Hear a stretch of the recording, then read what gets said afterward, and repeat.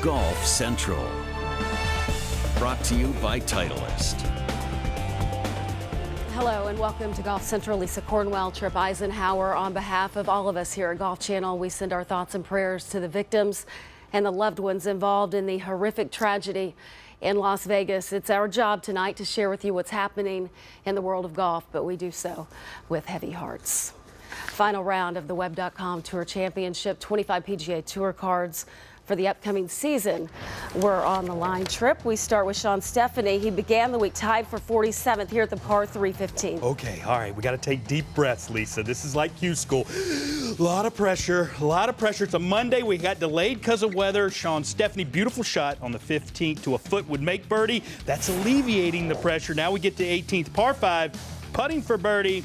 5th straight year on the PGA Tour. Make it 6 straight for Sean Stefani. Yeah, he shot a 65 in the final round to finish 7 in the finals. Let's hear from him.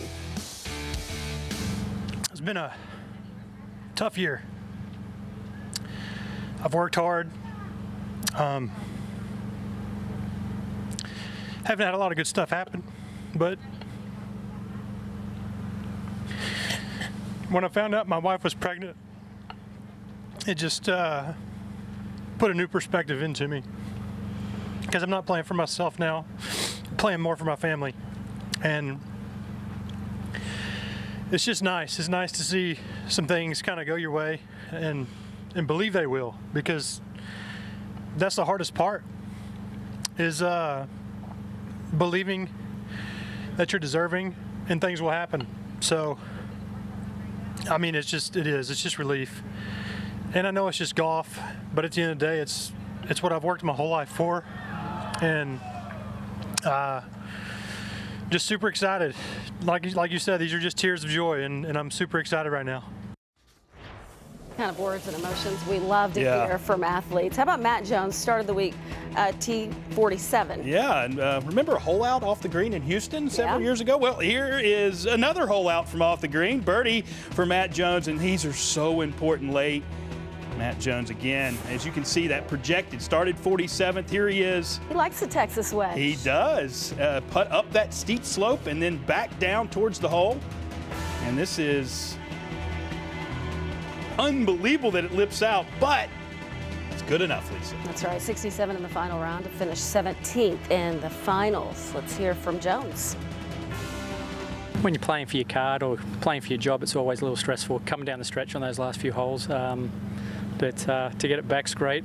Haven't been in this situation for a long time, so it was good to finally get the card back, and look forward to getting it happen next week. We know you have a flight to catch. Enjoy the celebration, and we'll see you on the PGA Tour. I think the daughters stole the show. No question. That was great. Speaking of stealing the show. There you go. Let's go to Jonathan Bird here at 7. Yeah, one of the players to have a walk-off hole-in-one years ago, but Jonathan Bird played just beautiful from start to finish. Another birdie for him, 5-shot lead. And everybody's talking about this guy, Arnie's grandson, Sam Saunders, shot a 59 the other day. And started off the week, looked like unbeatable, but ran into a buzzsaw in Jonathan Bird, but Sam Saunders sitting pretty. Good round of 69 for him. Back to Bird we go here at 18. And, you know, the weeks you win, it's just everything about it. Your game is on in full flight, and that's what the former Clemson Tiger had in effect. Yeah, 5-time winner on the PGA Tour, so he knows how to get the job done, but wanting to close it out in style, Trip. Yeah, and 55th on the regular season money list, so he didn't get it done in the regular season, but got it done in the finals. Bird spoke about his success this week after signing his card. This is one of the big ones, really. You know, it's been a hard-fought 3 years, just kind of struggling with my game, struggling with my confidence. And, you know, you think coming to the Web Tour would be just kind of your worst nightmare. But it's really been a blessing. You know, I'm so impressed with the young guys out here. The Web Tour's got so much talent. Look out, PGA Tour. We got some good players coming this year, and I've kind of been a big brother to a lot of them, maybe even a dad figure with all this gray hair, but they've helped me out with my game, and I think I've helped them out a little bit, and I'm happy to be going out there with them this year. You know, my wife just kept telling me this week, Amanda, this could be your week. We never know when it's coming. I missed the last 2 cuts, and it came this week, so just I feel so blessed.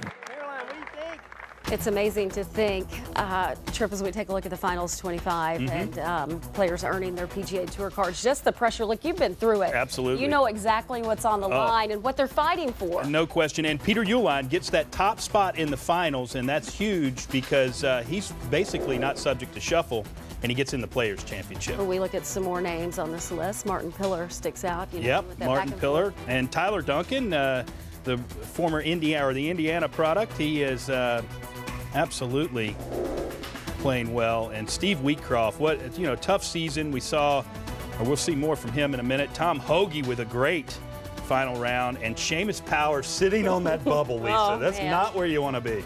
Cannot imagine. I mentioned that you've gone through it, but it has to bring back a lot of memories watching the players with the emotions, both on the positive side and the negative side. Yeah. When you're out there, though, and you know what's at stake, you're watching the leaderboard, how do you sort of put that to aside and do the job, make pars, make birdies? Yeah, it's so tough. One of the best tournaments always to watch was the Monday of the finals of Q School when we used to have it. It was the 6th round. It was for the PGA Tour, and it used to be just solely for the PGA Tour.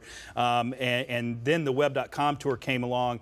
This is an opportunity. The good thing for the players is with the finals, they do have 4 bites at the apple. It's not that one big bite that you used to have. So this has evolved, and I really like what it's doing, putting the players on the PGA Tour that are more seasoned. And then you see the mix always of players who struggled this year. We saw Sean Stepney show the emotion there, how he struggled. Jonathan Bird struggled with his game. But again, it's an opportunity, and these players look at it that way. And it's so important to get that PGA Tour card. Now it's important when you get starts to play well, because they're going to start shuffling, and if you get on the wrong side of it, you're not going to have many opportunities to keep those playing privileges that every one of those players want to keep. It's nice to earn it early and not have to wait until question. that very end, but those players surviving and getting the job done, congratulations to them. Well, one season is over, another is about to begin. The PGA Tour kicks off its new 2017-18 season this week in the Safeway Open. We'll have all the headlines over the next 3 days, plus give you 18 PGA Tour storylines to watch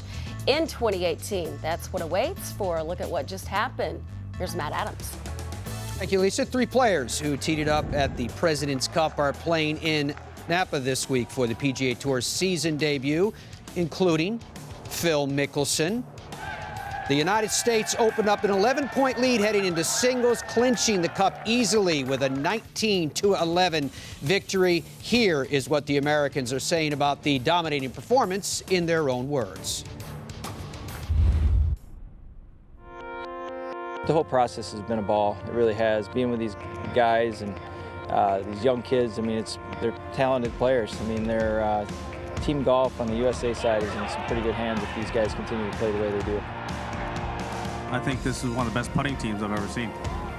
I know that they're young, they're talented, hit the ball a long way, but in the end, look at how many more putts we made. Probably from 15 to 18, it was pretty impressive to watch. It's just exciting to see these great young players bring the best out in each other and play our best golf in these events. It's exciting. I've believed and known how good these players are. I've seen it, and for them to bring out the best in each other is just impressive. You don't get a performance like we had this week without that little special something, and these guys brought it out in each other. It was a team effort, and it just so happens that I was the one that got the point, but when I look back at this week, I just look back at how well everyone played and how well Captain Stricker and all the assistant captains did, and putting together the teams that they did out there. And when people had to sit, how supportive they were always out there watching and cheering each other on, and that was pretty cool to watch. We're all close, we're all good friends, we're all really good players, so we do have a lot of trust in each other, and honestly, we're all playing really good golf right now. I thought the atmosphere the last couple days was fantastic. It was great to hear the roars. I thought the way they did the grandstands was awesome, the way the #1 tee was and the way it was on the last 4 or 5 holes.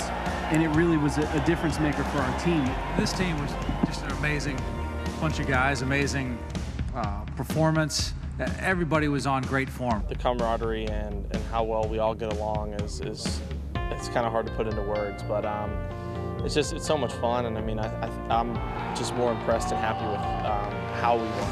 It's kind of satisfying because how well we played leading into today. I mean, really today we could have sent 3 guys out there and figured out a way to get 1 point. USA! USA! USA! just to underscore all that you just heard, largest margin of victory in President's Cup history. There you see it. 2017 with that 19-11 score, the third largest margin for Team USA. Tim Rosafort joins me and Trip Eisenhower now, who scrambled over from the other set to join us. We just heard the players, gents. I scrambled in from Jersey City. He scrambled in. He's leading in scrambling right That's now. true, longest drive. So we just heard the players talking about the hows and whys from their perspective of the victory that they just accomplished. The question asked, it's a basic one. Why? Well, talking to Ernie Els last night, who's expected to be the next captain, he said they have one hell of a team and also an on-form team right now. And while I'm not ready to say it's in the same category as Hogan's 67 team or the 81 team, the potential's there. I mean, they have 10 major championships going in, 3 of them from this year, plus Player of the Year and Justin Thomas. I mean, it's just a little bit too much for for an international side to handle that. I know, Tripp, we've talked about reducing the points and maybe going down to 28 like the Ryder Cup, but really, to me, it's more at the top. If you look at their best players, Matsuyama and Day, they go 2, 5, and 2 combined. Yeah. Just not enough input. And you throw in Leishman without getting a point, and Masters champions like Scott and Schwartzel only getting 1 point each. That's ultimately where the problem is. It's all the way through, but ultimately at the top, you got to get better performances out of your better players. There's no question about that. And the players you mentioned didn't step up. I mean, Jason Day needs to step up. Hideki didn't step up till yesterday. But here's the other thing, too. I do think you've got some depth issues now. I mean, you mentioned the top players, if they were competitive, which they were in Korea. This was close in Korea. It came down to the final putt in Korea, so it can be close. And the reduction of losing those 2 points, going from 34 or going down to 30 points, it needs to go down to 28, just like the Ryder Cup, because the advantage that'll give the international side is they can hide some of their players that aren't on form. And the other thing that you can do that this needs to happen is you don't have to play every team match. I mean, I don't think there needs to be a limitation on how much the captain can play, because if someone's not on form coming in, you got to bench that player. I mean, especially for the international side that is going up against such a juggernaut right now that the U.S. team looks to be now and going forward into these team competitions. You know, I want to follow up on something that Rosie brought up too, because the narrative right now is about how good this American team is and was. And there'll be many of the same players that will be on probably a lot of American squads, Ryder Cup and President's Cup, going forward. I think it's unfair to the players, past and present, to compare them now to other teams, because I think that's something that time is going to decide, just where they fit against teams like 1967 that was led by Ben Hogan, or 1981, or whichever other Ryder Cup teams you want to pick, even if you picked the last American Ryder Cup team. The next question I have, though, is, and you spoke to this already, Tripp. Rosie, do we need to make changes to the President's Cup to make it more competitive?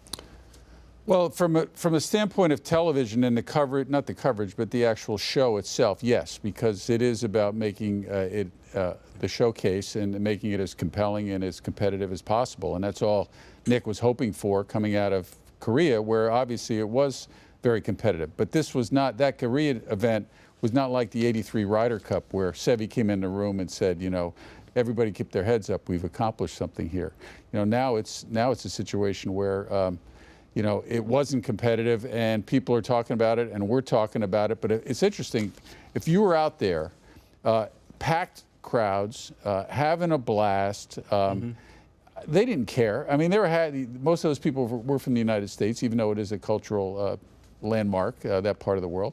But they were having a blast just seeing the United States win. So if you're on a venue and drinking a couple of beers with your buddies and having a good time, this is probably exactly what you wanted. A lot more fun than the compelling drama that we're hoping for doing television. Yeah, but the other side of it, too, is, I mean, let's look at the changes that have evolved. I mean, the Ryder Cup had become kind of a snooze fest, too, till Jack Nicklaus said, hey, we need to add continental Europe. They've got some great world-class players playing over there. We need to add this dimension to make the Ryder Cup. And, well, we know what that's become. So there are changes that can happen, and I think they will evolve. I mean, this is still a young competition by historical standards. So it still has time to evolve. Again, you want to see drama in these team events. That's what makes the Ryder Cup such must-see TV is how these are so competitive. And now you look at that going forward with the U.S. team and the core that they've got, the young core. Right. Boy, that's going to be a compelling match for years to come. But I hope the PGA Tour looks at it, analyzes it from all sides, because I do want to see a putt to win it all like we've seen at the Ryder Cup multiple times. Yeah, I think there's two sides to it. First of all, I agree with you that there are some parallels to make in the development of the Ryder Cup, but I think it's important for all of us to remember that the Ryder Cup took 60 years to get it right. So my caution would be go slowly, tap the brakes here. We don't need to tear down the house. We just might need a touch-up here and there. Gentlemen, thank you very much. Lisa? Much more still ahead on Golf Central. We take you to Liberty National, where our Live From crew takes a final look back at the President's Cup and what it means for men's team golf in America in the near future. Plus, in honor of the upcoming PGA Tour season, we give you 18 stories to watch in the 2017-18 season. Where does that guy, Tiger Woods, fall into the mix? And with 25 players earning their PGA Tour cards in the Web.com Tour Championship, Trip tells you which guy has the edge to make the most noise right around the corner on Golf Central. Golf Central is brought to you by the new Titleist Pro V1 and Pro V1X. Choose the best for your game. Geico. 15 minutes could save you 15% or more on car insurance.